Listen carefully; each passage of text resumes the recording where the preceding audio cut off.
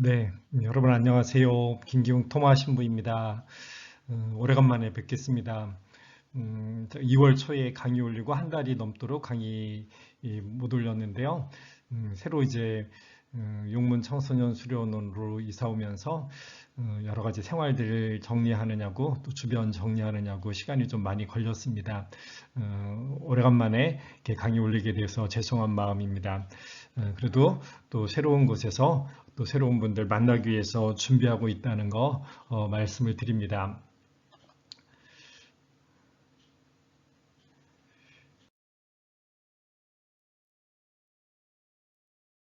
네, 지난 3월 2일 날 3월인데 눈이 소복히 왔습니다. 제가 있는 용문 청소년 수련원 설경 사진 몇 장 찍었습니다. 아름답죠? 네, 이렇게 그, 메타세콰이어도 있고요. 잔디밭도 아주 넓게 운동장도 굉장히 넓게 있습니다. 여기 왼쪽에 보시면 메타세콰이어 길 보이고요. 또 벚나무도 두 줄로 쭉 되어 있는데 벚나무도 많더라고요. 곧 이제 벚꽃 필 것 같은데 그때가 되면 참 아름다울 것 같습니다. 또 그 왼쪽에 있는 그 메타세콰이어 길, 이게 미음자로 쭉 되어 있는데 이 메타세콰이어가 두 줄로 이렇게 나 있습니다. 그래서 지금 요 사이로 산책할 수 있는 길 만들고 있습니다. 피정하시면서 이 길만 이렇게 고요히 걸으셔도 이 굵은 나무들 사이로 걸어가면서 어떤 그 충분한 위로와 위안을 느낄 수 있는 아주 좋은 산책길이 되지 않을까 싶어서 지금 이 산책길을 잘 갈고 닦고 있습니다. 나중에 꼭 오셔서 한번 이 길을 피정하시면서 걸어보시면 좋겠습니다. 예, 그래서 아직 예정입니다. 2021년 파스카 성삼일 피정을 제가 있는 이곳 용문 청소년 수련원에서 하려고 합니다. 자연과 고독과 침묵 속에서 주님의 부활을 준비하는 이 파스카 성삼일 피정 이곳에서 함께 하실 수 있으면 좋겠습니다. 아직 코로나 때문에 각 본당에 많은 분들 미사 참여하실 수 없는데요. 굉장히 넓은 이곳에서 각자 이제 개인 방에서 지내시면서 또 서로 이렇게 접촉하지 않는 가운데에서 방역 수칙 잘 지키면서 성삼일 전례 피정으로 이렇게 거행하고자 합니다. 많은 분들 함께 하시면 좋겠는데요. 4월 1일이 성목요일인데 4월 1일부터 부활 대축일까지 피정을 계획을 하고 있습니다. 어디까지나 예정입니다. 관심 있으신 분들 미리 날짜 이렇게 생각을 하고 계시고요.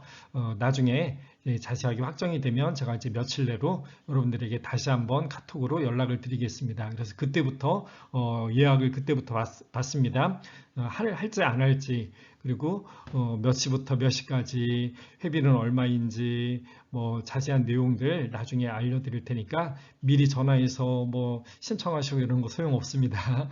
나중에 제가 카톡으로 연락을 드리면 그때부터 신청을 해주시면 될 것 같습니다. 아무튼 미리 알려드리는 것은 날짜 그때 하시고 싶으시다면 날짜 이렇게 미리부터 이렇게 준비를 좀 하시라는 뜻으로 이렇게 알려드립니다. 예, 오늘은 향신기도와 관상기도의 배경에 관해서 여러분들에게 말씀드리는 시간 가지려고 합니다. 지난번 예수님의 기도에 대해서 처음 강의에서 말씀을 드린 부분 잠깐 다시 한번 생각을 해보죠. 모세는 양떼를 몰고 광야를 지나 하느님의 산 호렙으로 갔다. 옛날 구약시대 때부터 광야로 나아간다 또는 산에 올라간다라고 하는 이야기들이 나옵니다.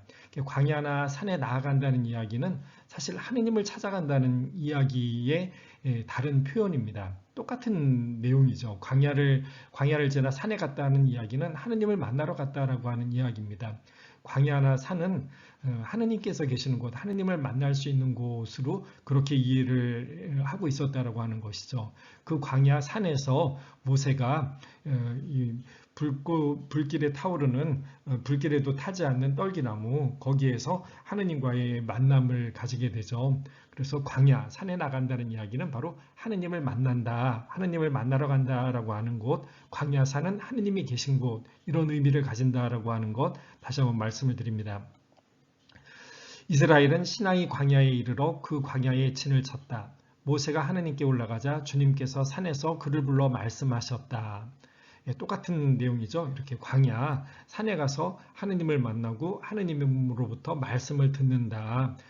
이렇게 광야란 하느님을 만나는 곳, 하느님의 말씀을 듣는 곳으로 그렇게 등장을 합니다. 또 신명기서에 보면 이렇게 나오죠. 내가 돌판, 곧 주님께서 너희와 맺으신 계약의 판을 받으러 산으로 올라갔을 때 나는 밤낮으로 40일을 산에 머무르면서 빵도 먹지 않고 물도 마시지 않았다. 산에 올라가서 산에 머무르면서 거기서 하느님의 계명, 십계명을 받아갖고 오게 되죠. 산, 광야, 이것은 바로 하느님과의 만남의 장소이다라고 하는 표현입니다. 열왕기에도 보면 엘리야에 관한 이야기가 나옵니다. 엘리야는 하룻길을 더 걸어 광야로 나아갔다. 주님 이 목숨을 거두어 주십시오. 그는 다시 밤낮으로 40일을 걸어 하느님의 산 호렙에 이르렀다. 그러자 하느님의 말씀이 들리죠. 나와서 산 위, 주님 앞에 서라. 산 위에 올라간다는 이야기가 바로 하느님 앞에 나선다라고 하는 이런 의미를 가지고 있다라고 하는 것을 아주 단적으로 잘 표현을 하고 있습니다. 광야에 나갔던 요한을 떠올리면 신약 시대에도 이것이 그대로 연결된다라고 하는 것 이해할 수 있습니다. 루카복음에 이렇게 나오죠. 하느님의 말씀이 광야에 있는 지카리의 아들 요한에게 내렸다. 광야에 나아가서 지냈던 요한, 그 요한에게 하느님의 말씀이 들려오죠. 그리하여 요한은 죄의 용서를 위한 회개의 세례를 선포하였다. 요한은 낙타 털옷을 입고 허리에 가죽띠를 둘렀으며 메뚜기와 들꿀을 먹고 살았다. 예수님 시대에 예수님이 살고 있던 그 시대에 이 세례자 요한처럼 이렇게 광야에 나가서 지내는 사람들, 이런 사람들이 이미 있었다라고 하는 것이죠. 혹시 이스라엘 성지순례에 가보신 분들 보통 이제 예리고 자케오, 난장이 자케오가 살던 예리고 성지순례에 가보실 텐데요. 그러면 거기 요르단강과 함께 또 예수님의 그 40일 동안 기도하셨다고 하는 그 산, 뭐 이런 데 가게 됩니다. 그리고 또 시간이 조금 여유가 있으면 그 예리고에서 아주 가까운 꿈난 공동체 유적지를 또 성지순례를 많이 갑니다. 아마 예수님이 태어나시기 전에 꽤 된 것 같습니다. 그 전에 한 50년, 100년 정도부터 예수님이 태어나신 이후에 많은 사람들이 이렇게 광야에 나아가서 세상을 떠나서 광야에 나아가서 사는 사람들이 있었는데 그 유적지가 이제 나중에 발견이 되었던 것이죠. 이게 꿈난이라고 하는 곳인데요. 흔히 에세네파라고 이렇게 부르는 사람들이 있었습니다.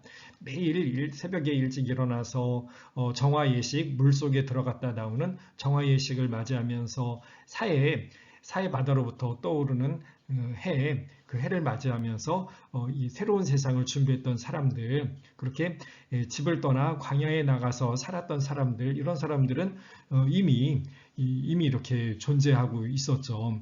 그래서 나중에 이제 우리 그리스도교에서 많은 사람들이 또 광야에 나아가서 기도하고 수도원이 생기게 되고 이러는데 같은 차원에서 예수님 시대, 예수님이 태어나시기 이전부터도 사람들은 그렇게 그 옛날 이스라엘 사람들이 모세가 엘리야가 그랬던 것처럼 그렇게 광야에 나아가서 생활을 하면서 하느님 안에서 지내려고 하는 이런 노력들, 이런 모습들은 이미 존재하고 있었다라고 하는 것입니다. 이런 배경들을 먼저 알아두시면 좋을 것 같습니다.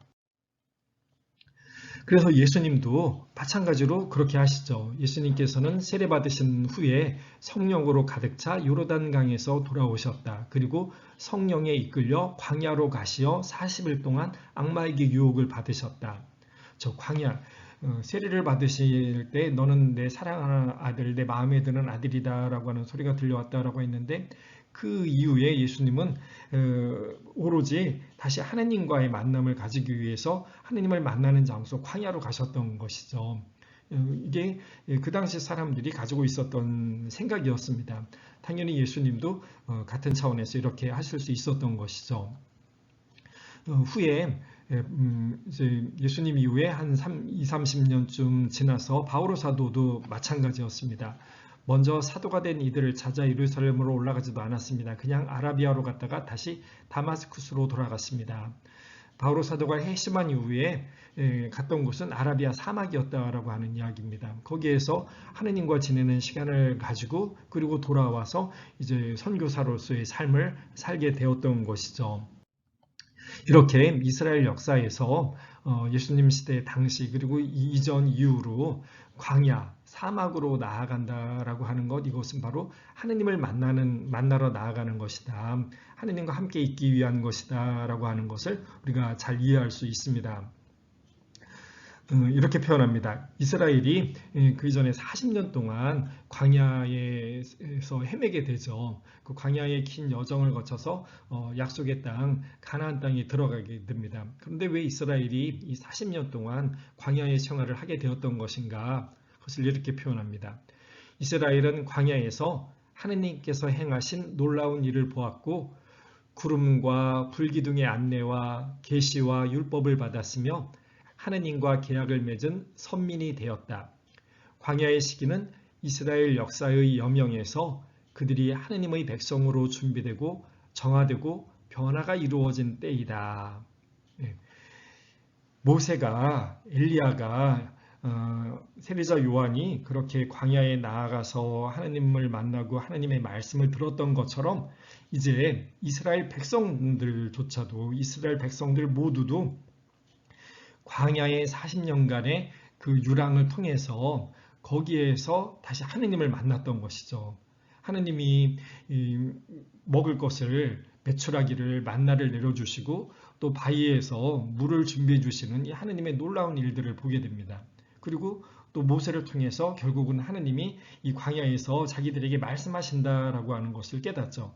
그래서 우리가 이 광야에 이스라엘 사람들이 생각을 합니다. 우리가 이 광야의 40년을 통해서 우리는 하느님의 백성으로 다시 태어났다.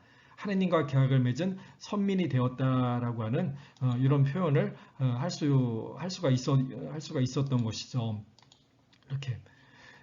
하느님과 계약을 맺은 선민이 되었다라고 하는 겁니다. 그래서 이 광야의 시기는 이스라엘의 역사의 여명에서 바로 그들이 하느님의 백성으로 준비되는 시기였다. 하느님의 백성으로 준비되고 그리고 그들이 하느님의 백성이답게 정화가 되는 시기였다.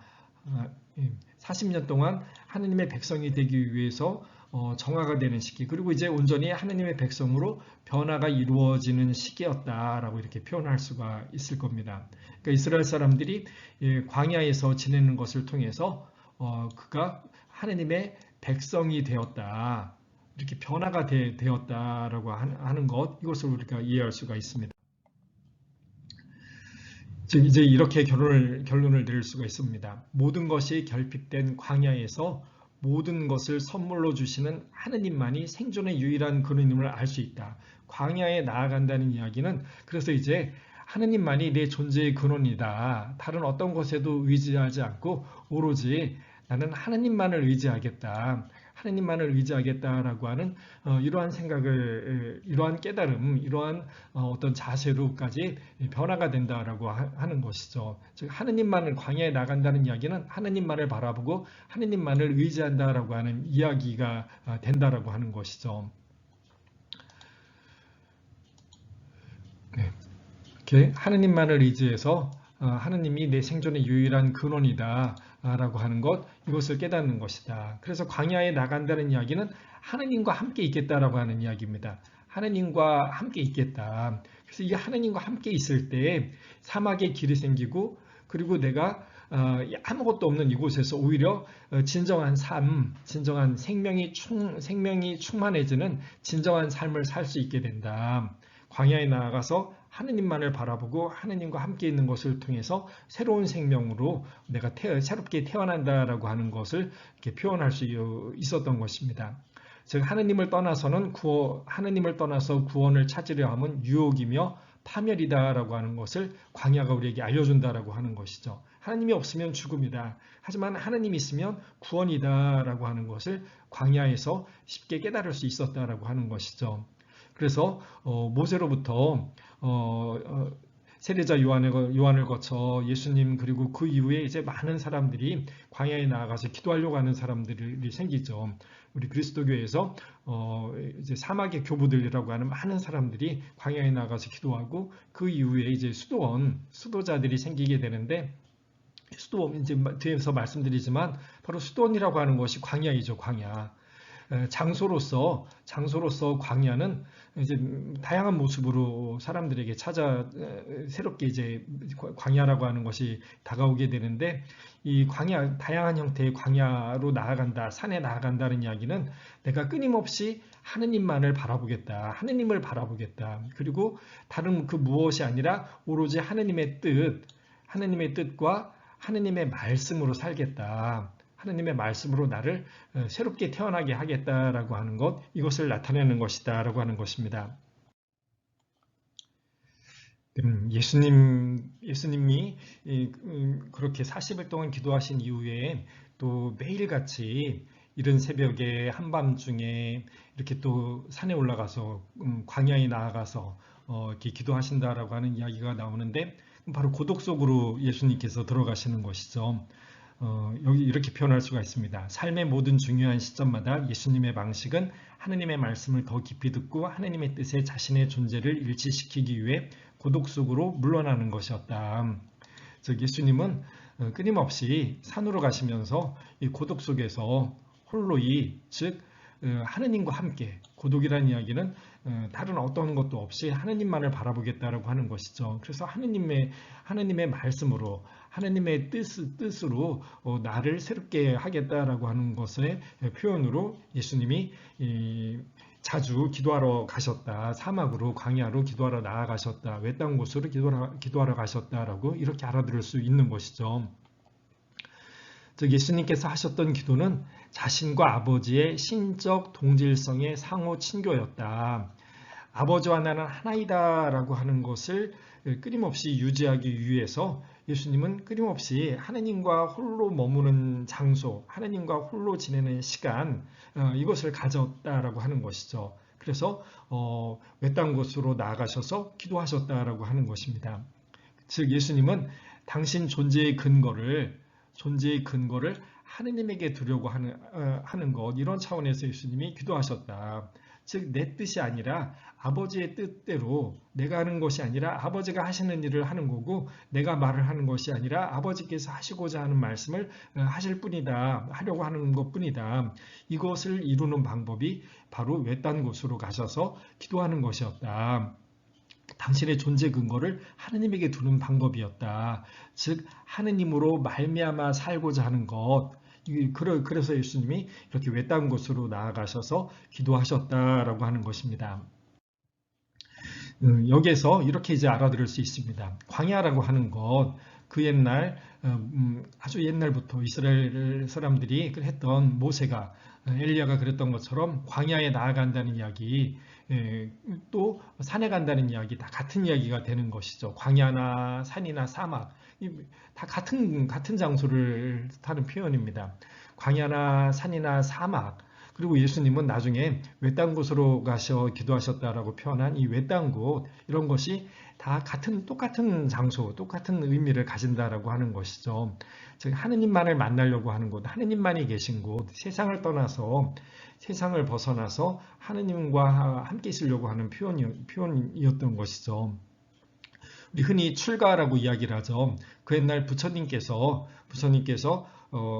그 살던 곳 왕궁을 떠나서 보리수나무 아래 가서 이제 깨달음을 얻는 것처럼 그렇게 출가를 한다는 이야기는 세상을 벗어나서 세상을 떠나서 세상이 가르쳐주는 대로, 세상이 요구하는 대로, 세상의 방식, 세상 안에서 사람들과 함께 사는 것이 아니라 새로운 삶, 신과 함께하는 새로운 삶을 살겠다라고 하는 차원으로 많은 사람들이 그 새로운 삶을 찾아서 신과의 함께 삶을 찾아서 출가를 해서 산으로 외딴 곳으로 가서 산다라고 하는 것은 뭐 동서고금을 막론하고 어디서나 있었던 일이었던 것이죠.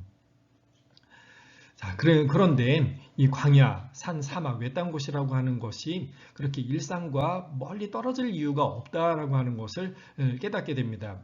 그래서 예수님이 표현하실 때 그것을 골방이라고 표현을 하셨던 것이죠. 너희는 골방에 들어가서 문을 닫고 아무도 보지 않는 너희 하나님께 기도하여라 라고 하실 때 이 골방이 바로 자그마한 외딴 곳, 또 다른 사막, 광야가 될 수 있다라고 하는 것이죠. 몇 날 며칠을 걸어서 비행기를 타고 저 광야에까지 나아가지 않아도 이집트의 사막으로 가지 않아도 내가 아무도 없는 골방에 들어가서 문을 닫고 있으면 거기가 바로 사막이 되는 것이다. 외딴 곳이 되는 것이다. 세상에서 벗어나서 하느님과 함께 머무는 곳으로 나아가는 방법이 된다라고 이렇게 표현할 수가 있게 되는 것이죠. 그리고 이 골방이라고 하는 것을 이제 조금 더 사람들이 이 골방이라고 하는 것을 더 피부로 와닿게 하기 위해서 수도원이라고 하는 것을 나중에 세우게 되었던 것이죠. 그 수도원이 제일 처음에는 이제 사마귀 교부 안토니오, 이 수도승의 아버지라고 불리는 사마귀 안토니오 성인에 의해서 그리스도교에서는 최초로 이제 수도원이라고 하는 형태가 생기게 되죠. 물론 처음에는 사막이라고 하는 곳에서 생깁니다. 광야의 수도원이 생기지만 나중에는 이 수도원이 굳이 사막일 필요가 없다라고 하는 것을 깨닫게 되면서 사람들이 사는 마을 가까운 곳에 또는 어떤 경우에는 이제 나중에는 마을 안에 성읍 안에 도성 안에도 이제 수도원들이 생기게 되는 겁니다. 바로 수도원 자체가 외딴 곳, 이 세상 안에 있는 외딴 곳, 사막, 하느님을 만나는 산, 광야로 그렇게 이해할 수 있었던 것이죠. 그런데 또 수도원에 들어가면 이 수도원에서도 마찬가지로 먹고 살기 위한 여러 가지 활동들을 또 해야 됩니다. 그러니까 그런 삶을 위한 활동들을 하는 가운데에서도 수도원 안에서 이 외딴 곳이라고 하는 사막이라고 하는 골방이라고 하는 수도원 안에서도 다시 또 다른 외딴 곳, 또 다른 사막을 가지고자 노력을 하게 됩니다. 그것이 바로 고독한 시간을 가지려고 하는 것이죠. 그래서 독방에 들어가서 침묵 가운데에서 지내는 시간들을 가지게 하고 피정을 하고 이런 것들을 통해서 수도원 안에서도 또 다른 외딴 곳, 또 다른 사막, 또 다른 광야를 끊임없이 이렇게 추구해 찾아서 사람들이 나아갔던 것으로 이해할 수가 있을 겁니다.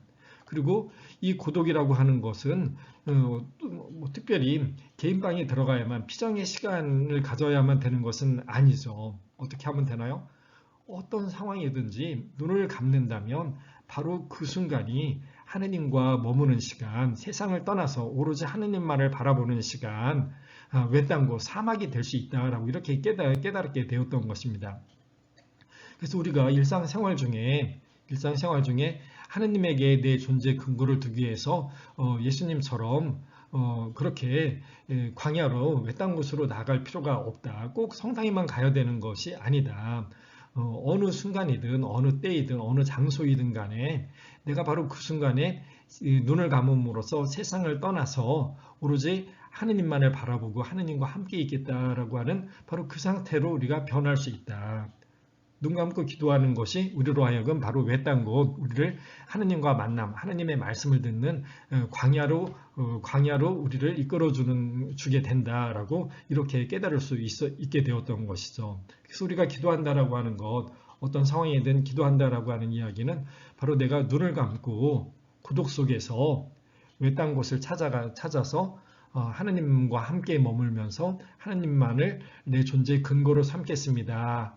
라고 하는 이러한 취지로 우리가 눈을 감고 기도하는 것이다. 이렇게 이해할 수가 있게 되는 것이죠. 그래서 우리가 향신기도를 한다고 환상기도를 한다라고 하는 것 어느 장소, 어느 때나 바로 이렇게 기도할 수 있게 되는 것이죠. 그래서 특별한 시간을 내어서 이렇게 기도하는 것을 통해서 기도 시간 아닌 삶의 모든 순간마다 눈을 감고 잠깐 호흡을 가다보면서 하나님의 이름을 부르고 또 침묵 중에 잠깐 머무는 이런 기도를 통해서 우리는 바로 하나님 안에 하나님과 함께 머무를 수 있게 되는 것이죠. 이런 수련들을 우리가 계속해 나가는 것으로 이해하면 될 겁니다. 세례자 요한 이후에 또 이제 예수님께서 돌아가신 이후에 돌아가시면서 승천하시면서 제자들에게 이제 세례를 명하시죠. 그래서 우리도 전부 세례를 받고 그리스도교 신자가 됩니다. 그런데 이 세례라고 하는 게 무엇이냐? 세례는 바로 새로운 삶을 살겠다라고 하는 것에 관한 표현이죠. 내가 육신으로 이 세상에 태어나서 삶을 살고 있지만 그것이 참 생명이 아니다. 진짜 생명, 진짜 삶, 진짜 인간다운 삶을 살고 싶다. 그것을 새로운 생명이라고 표현하는 것이죠. 그래서 세례란 새롭게 태어나는 것입니다. 물속에 묻혀서 죽었다가 다시 물 밖으로 새롭게 태어나는 것이다. 그래서 새로운 이름을 세례명으로 새로운 이름을 가지는 것이죠. 새 생명을 살겠다라고 하는 것입니다. 그것은 바로 하느님의 자녀, 하느님의 자녀로서의 또 교회 안에서 하느님의 자녀로서의 새로운 삶을 살겠다. 세상이 요구하는 질서가 아니라 그래서 하느님의 말씀대로 사는 삶, 이것을 살겠다라고 하는 표현으로 우리가 세례를 받는 것이죠. 이 세례를 새 생명의 삶이라고 표현했는데 그것을 다른 말로 표현하자면 하느님 나라의 삶입니다. 이제 우리는 하느님의 자녀, 하느님의 백성이 되어서 하느님 나라의 삶을 살겠다라고 하는 것, 이것이 표현입니다. 그러면 여기서 생각을 해봅니다. 우리가 하느님 나라, 이 세상 삶이 아니라 이 세상의 질서가 아니라 하느님 나라의 삶을 살려면 어떻게 하면 좋을까요? 그것을 뭐 어떻게 어느 분이 재밌게도 표현을 하셨었는데, 여러분 하늘나라 가고 싶은 분 지금 가실래요? 아니면 죽은 다음에 가실래요? 네. 우리가 하느님 나라의 삶을 저 세상이라고 흔히 이렇게 이야기를 합니다. 그래서 하느님 나라의 삶을 살기 위해서는 반드시 죽어야 돼요. 그래서 이 세상의 삶을 끝맺고 죽어서 저 세상에서 하나님과 함께 삶을 산다라고 흔히 그렇게 이야기를 합니다. 그래서 그 옛날에도 사람들이 순교하는 것이 하나님 나라의 삶을 사는 가장 빠른, 가장 좋은, 가장 아주 쉬운 방법이다. 순교가 쉬운 게 아닌데요. 네, 그런데 이 세상에서 저 세상으로 넘어가는 저 사람이 나를 도와주는 것이 되니까 박해자들이 내가 순교를 통해서 하느님 나라의 삶을 살도록 도와주는 사람들이다라고 그렇게 이해를 하면서 순교를 했던 것이죠. 처음에는 사람들이 이런 식으로 이해를 했었습니다. 그런데 모두가 다 순교할 수는 없잖아요. 모두가 다 죽음을 선택을 할 수가 없습니다. 죽을 수가 없죠. 그리고 박해 시대가 끝나기도 하고, 그러면 어떻게 하느님 나라의 삶을 살 것이냐. 빨리 죽기를 고대하는 것도 올바른 방법이 아닌 것 같고, 그래서 사람들이 하늘나라의 삶을 지금 여기에서부터 살자. 그 삶은 바로 천사의 삶이다라고 그렇게 이해를 했던 겁니다. 이 천사의 삶을 이 세상에서 사는 것이 바로 하느님 나라의 삶이다 라고 이렇게 이제 이해를 했던 것이죠. 천사는 먹고 마시고 시집가고 장가가고 이런 일이 없다라고 이야기를 하죠. 그래서 거기서 나오는 것이 바로 금욕적인 생활, 그래서 결혼을 하지 않고 또 홀로 사는 것, 그리고 밥을 먹지 않는 단식을 하고, 그리고 천사들은 하느님과 함께 살아가니까 하느님 앞에 머물러 있는 기도를 통해서 우리는 바로 천사의 삶을 이 세상에서부터 살 수 있다라고 이렇게 이해를 했던 것이죠. 그리고 바로 이렇게 이 세상에서 새로운 삶을, 이 세상에서 새로운 생명의 삶을 살기 위해서 세상을 떠나서 이렇게 천사의 삶을 사는 방법이 바로 간단하게 사막으로 나아가서 사는 것이다 라고 많은 사람들이 이해를 했던 겁니다. 그래서 물론 그 이전부터도 이렇게 광야에 나아가서 기도하고 출가를 해서 사는 사람들이 많이 있었지만, 특별히 그리스도교 안에서는 박해 시대가 지나면서 서서히 이렇게 사막에 나아가서 사는 사람들이 등장을 하고, 이제 안토니오 성인을 통해서, 사막의 안토니오 교부를 통해서 아주 이게 급격하게 많은 사람들에게 아주 대중적인 커다란 신심으로 엄청나게 아주 인기를 끄는 그런 삶의 모습이 됩니다. 사막에 나아가서 거꾸로 되는 거죠. 사막에 나아가서 이렇게 기도와 단식과 동정과 금욕의 생활을 사는 것을 통해서 천사의 삶을 살 수가 있다. 이 세상에서 이미 이런 우리가 천사의 삶을 산다면 바로 여기서 우리는 이미 이 하느님 나라의 삶을 이미 살게 되는 것이다 라고 하는 이러한 신심을 가지고 사람들이 생활을 해왔던 것이죠. 즉 이런 천사의 삶, 금욕과 동정과 단식과 기도는 내가 나 자신에게 죽는 방법이다. 내가 내 목숨을 스스로 끊는 것은 죄가 되어서 죽을 수가 없어요. 죽어야 저 세상에 가는 줄 알았는데, 그런데 죽는 것, 내가 목매달아 죽는 것만이 죽는 것이 아니다. 내가 나 자신에게 죽는다면 이런 금욕의 삶을 살면서 단식하고 기도하면서 내가 나 자신에게 죽는 삶을 산다면 이것이 바로 하느님 이 세상에서 죽지 않고도 하느님 나라의 삶을, 새로운 생명의 삶을 사는 방법이 된다라고 이렇게 이해를 했던 것입니다. 그리고 또 다른 새로운 생명의 삶을 사는 또 다른 방법은 복음 말씀대로 사는 것이죠. 세상이 가르치는 대로, 사람들이 가르치는 대로 살지 않고 하느님의 말씀대로, 예수님의 말씀대로 사는 삶을 살겠다라고 하는 이러한 생각이 당연히 나오지만 이것이 더욱더 깊어집니다. 그래서 말씀 그대로 살려고 하는 노력들을 사람들이 쭉 가지게 됩니다.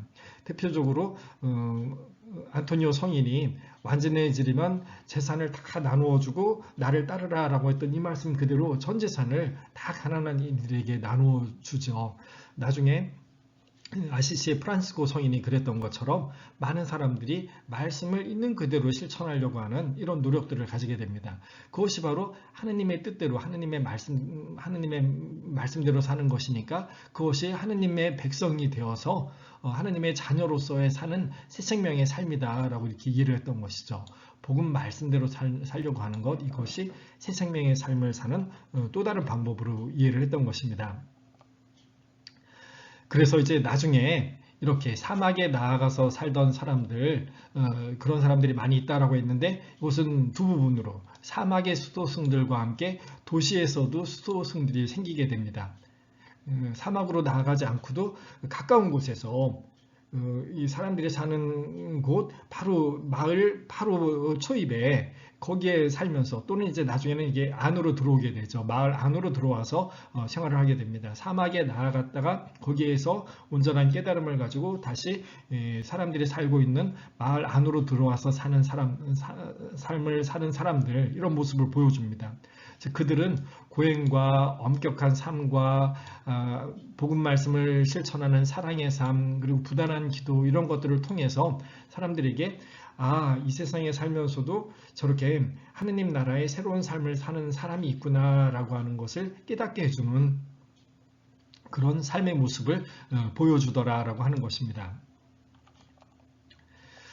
이렇게 이 수도승들, 사막이든 도시에 있든 이 수도승들은 참된 순교자의 삶을 사는 것으로 이해를 했던 것입니다. 이런 고행과 엄격한 삶들을 통해서 바로 그들이 또 다른 사람에 의해서 죽는 것이 아니라 스스로 죽는 것이라고 그랬죠. 자신이 죽는 것, 이것을 통해서 스스로가 참된 순교자가 되어서 이 세상에 속하지 않고 이 세상에 살면서도 이 세상에서 분리되어 있는, 그래서 도시 속에서 자신이 천사들의 도시에 속해 있음을 증거하는 이런 삶을 우리에게 보여주었던 것이죠.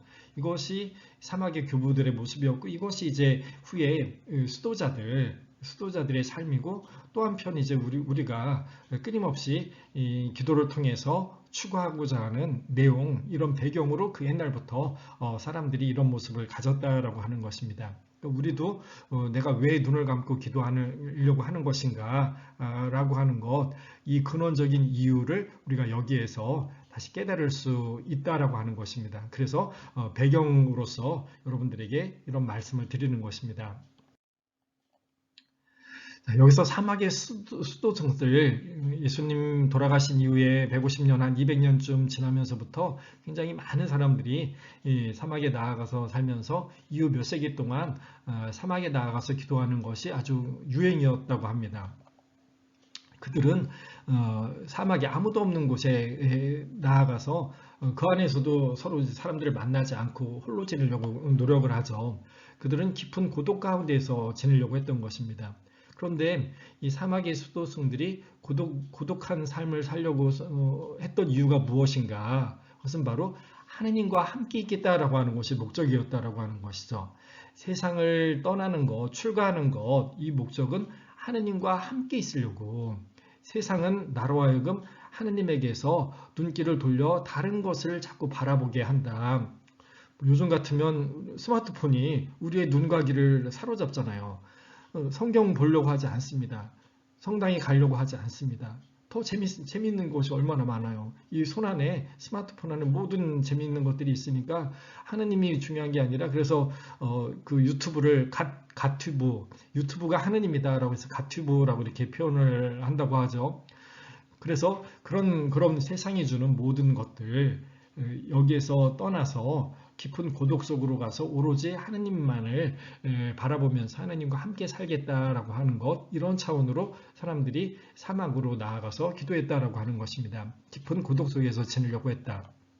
두 번째로는 그런 가운데에서도 다시 침묵 속에 지내려고 합니다. 끊임없이 침묵을 지키려고 노력을 합니다. 이것은 바로 내 입을 닫음으로써 내가 귀를 더 활짝 열겠다라고 하는 것이죠. 어디에? 바로 하느님의 말씀에.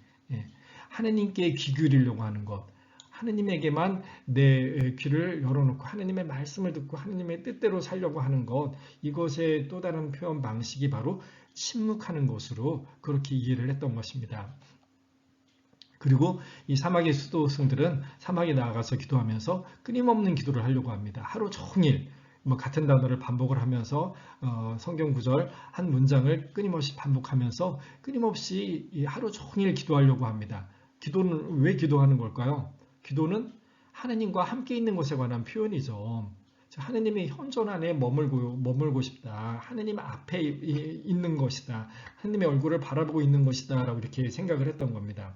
그래서 끊임없는 기도를 통해서 하느님의 현존 안에 하느님의 얼굴을 마주대하고 있겠다라고 하는 표현, 이 마음을 이렇게 끊임없는 기도를 표현했던 것이죠. 그래서 끊임없는 기도가 되기 위해서 단순한 기도들을 발전시켜 왔던 것이고요. 그리고 또 하나 성경을 필사를 합니다. 그 당시에는 인쇄술이 좋은 시절이 아니었기 때문에 성경을 필사하는 방법밖에 없었습니다. 그리고 또 종이가 좋은 것이 아니었기 때문에 양피지에, 굵은 그 양피지에 해야 되니까 성경이 얼마나 귀해요. 성경을 자주 볼 수가 없었습니다. 그래서 성경을 이렇게 옮겨 적으면서 아주 그 한 페이지를 읽고 또 읽고 달달달 외울 때까지 이렇게 읽게 됩니다. 성경을 끊임없이 암송하면서 되새김질을 하는 것이죠. 이것이 하느님과 현존의 또 다른 방법으로 이해를 했던 것입니다. 하느님 기도를 통해서 하느님의 현존 안에 머무름과 함께 동시에 성경을 되새김질해서 읽고 암송하는 것으로 하느님과 함께 머무를 수 있다라고 이렇게 이해를 했던 것입니다. 즉 하느님을 잊지 않고 늘 기억하며 살고 하나님의 현존 안에 머무르려고 하는 것이죠. 그리고 끊임없이 기도하면서 하나님의 현존의 또 다른 표현입니다. 하나님의 현존 안에 머무르려고 하는 또 다른 표현으로 이렇게 기도하면서, 그래서 이것을 통해서 하나님과의 일치를 추구했던 것이죠. 하나님과의 일치. 이 하나님과 일치하기 위해서 사막에 나아가서 이렇게 고독 가운데 침묵하며 기도하고 성경을 외우는 이런 삶을 살았던 것입니다. 그리고 여기에서 이제 내가 그래서 내 마음대로가 아니라 아버지와 하나가 되기 위해서, 그것은 아버지의 뜻에 일치하는 것이었기 때문에 내가 나를 포기하고 내가 나 자신에게 죽고 나 자신에 대해서 죽고, 그리고 자기 포기라고 했던 것입니다. 나를 포기하고 나에 대해서 죽고 오로지 성령이 자신의 모든 행동 원리가 되고자 했던 것. 하느님에 의한 사람으로 살고 싶다. 예수님에 의한 사람으로, 예수님으로 말미암아 사는 사람으로, 즉 성령에 이끌리는 사람 삶을 살고 싶다라고 생각을 했던 것이죠. 그래서 그들이 어떤 삶의 방식을 가지느냐, 하느님에게 순명하기 위해서는 먼저 또한 사람에게 순명해야 된다. 그래서 장상에게 순명하려고 하는 이런 모습들을 가집니다. 그리고 동시에 사랑의 삶을 살려고 하는 것이죠. 이 사랑의 삶이 바로 끊임없이 순명과 사랑이 나를 포기하고 나를 주장하지 않고 하느님의 뜻에 나를 온전히 내어 맡기는 방법이다 라고 이렇게 생각을 했던 것입니다.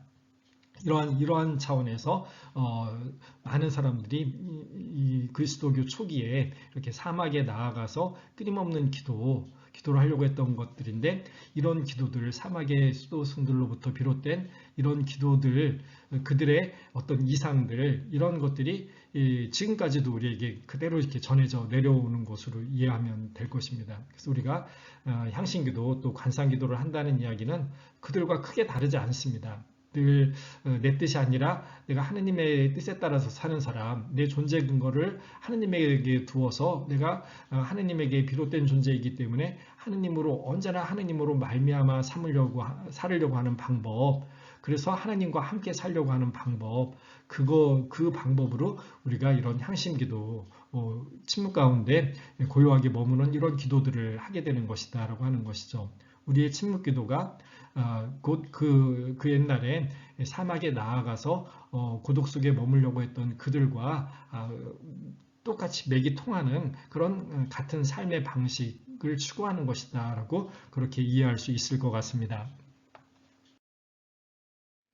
네, 오늘 향신기도, 관상기도 26번째 강의, 향신기도와 관상기도의 배경에 대해서 말씀을 드렸습니다. 다음번에 또 이어서 말씀드리는 기회 가질 수 있도록 하겠습니다. 오늘도 강의 들어주셔서 감사합니다. 그리고 이어서 다시 보기 영상 꿀팁 5번과 영상 꿀팁 6번 추천해 드립니다. 들어보신 분도 많이 계시겠지만 또 한 번씩 들어보시면 아주 짤막한 글들이 우리에게 많은 깨달음을 주는 내용들입니다. 영성 꿀팁 또 기도 꿀팁에도 여러분들의 많은 성원 바랍니다. 여러분 감사합니다. 다음번에 또 뵙겠습니다.